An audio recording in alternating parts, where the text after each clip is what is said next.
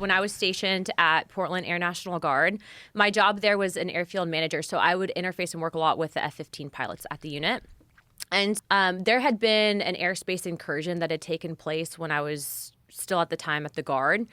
And I remember talking to some of the pilots about it, and I was like, what was that? And they're like, I can't really talk about it. No one really wanted to address it. And from what I had gathered, that had been likely a UAP. And so that kind of was my perspective. Granted, I also grew up in the generation of the X-Files, and I don't know if you remember 94 Independence Day. Like, for me specifically, I didn't look at it with a crazy lens and perspective. You know, you never know if we're the only ones out there, essentially. But why did you assume that if it's a top secret incursion that he couldn't talk about, that it wasn't just a military craft from another country? Because of the way that he was discussing it. What did he say? He didn't want to, from what I gather, get taken off flight status. And he's like, I really can't discuss it.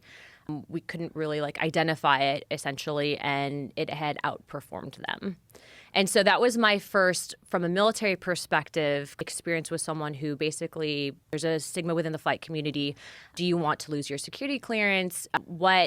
Is there this level of crazy that people kind of brand that will stick with you and kind of ruin your career? But doesn't he have instrumentation on his jet? Well, at the time, right, it's an older platform, but he really didn't want to even talk about it.